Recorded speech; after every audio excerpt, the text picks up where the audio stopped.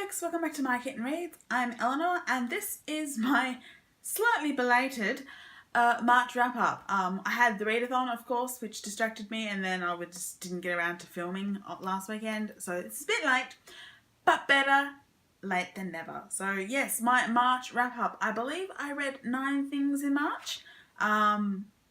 So yeah, this is what I read. The first thing I read was, in March, Red Bones by Ann Cleeves.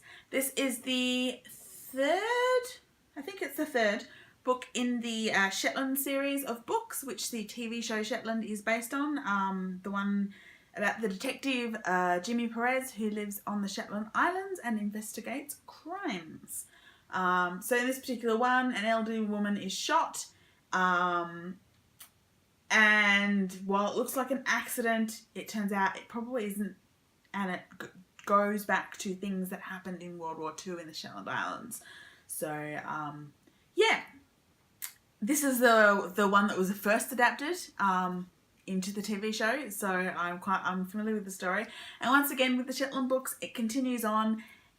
The plot itself is quite similar to the TV show, but some of the character details are different. You see things from different perspectives. You know, and of course, describing what's going on is a lot different to actually seeing the scenery. So it's still quite an atmospheric book though. So I quite enjoyed that read. That was a really quick read. I sort of picked it up and just dug into it. So that's Red Bones by Ann Cleeves.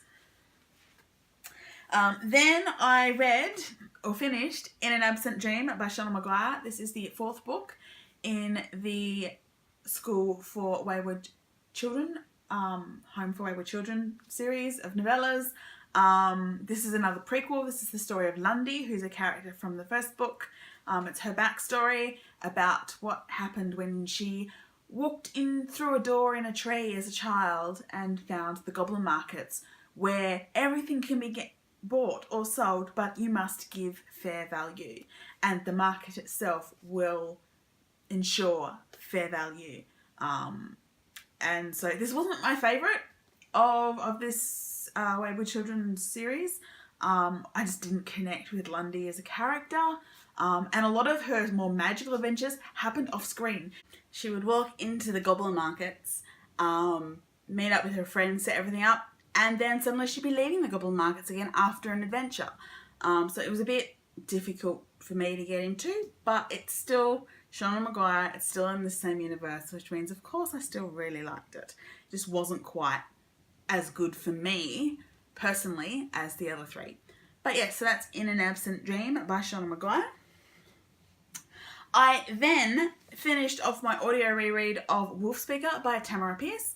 This is the second in the Immortals Quartet, which is the quartet that I started with when I discovered Tamara Pierce.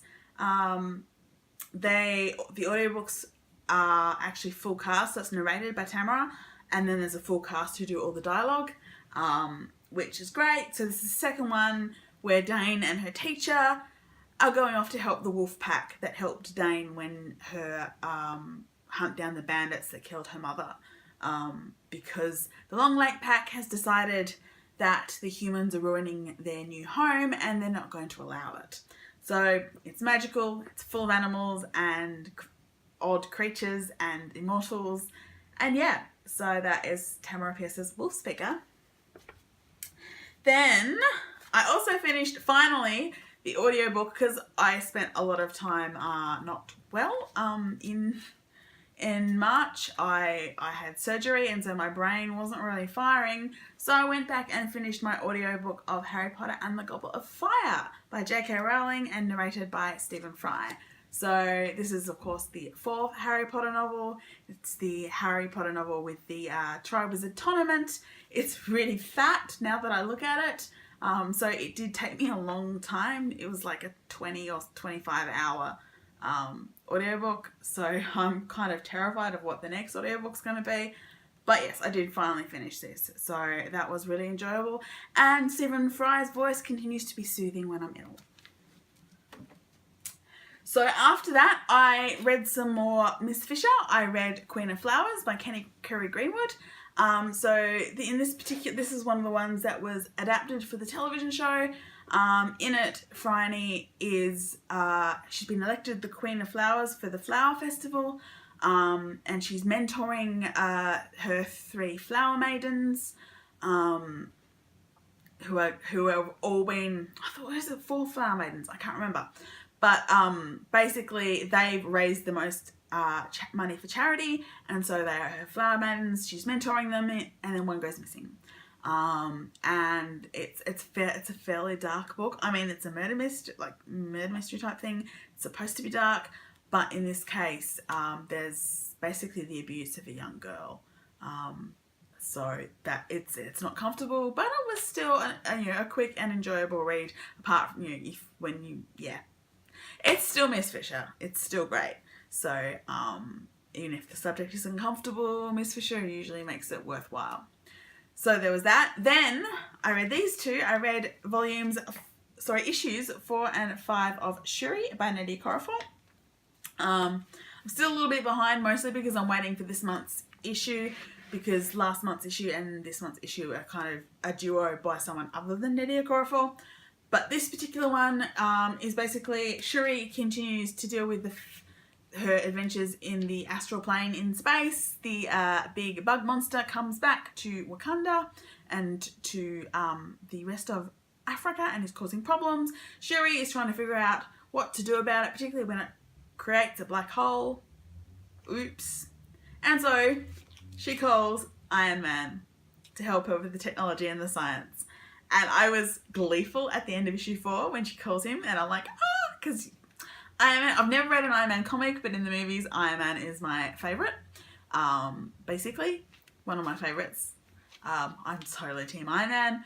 But so yeah, these were 2 really fun issues. I really enjoyed them, and it was like, Iron Man was, he was never talked down to her. He never made an issue of the fact that she was a young woman, or the fact that she was African. They just interacted together as equals, as bright scientific minds, and that was really awesome. So yeah, really awesome to see, and I really enjoyed those. Then I read an ebook which I read for my class, which was the Declaration of the Rights of Women, the original manifesto for justice, equality and freedom by Olympe de Gouges. Now this particular edition, Kindle edition, actually had both de Gouges' declaration and the Universal Declaration of Human Rights from the UN in the same edition, and it had each little point, article, was followed by a whole bunch of quotes by other people throughout history too, so it was kind of interesting. I read it for an assignment, so it was really interesting seeing one of the foundational feminist works, because this was written during the Enlightenment period. De Gouges was a French revolutionary in the late 18th century, who was eventually guillotined because she was too radical for the people who were in charge after the French Revolution.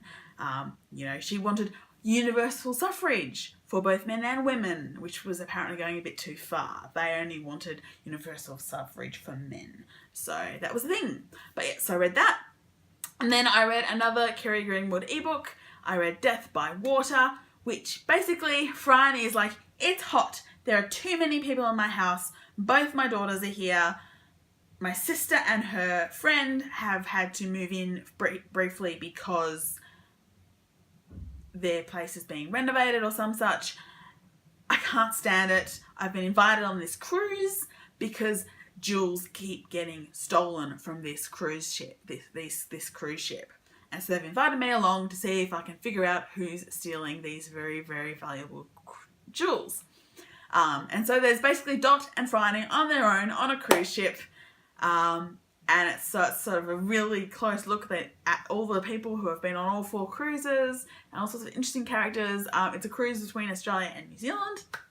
So there's actually a lot of discussion of Maori culture, because a lot of the staff on the cruise are Maori, and there's a professor along as well who's an expert in Maori culture. And so, it was fun. I enjoyed it. I really enjoyed it. So that was the last thing that I read in March. So those were the 9 things that I read in March. Yeah, I'm sorry this took so long, but I will be back really soon. Bye.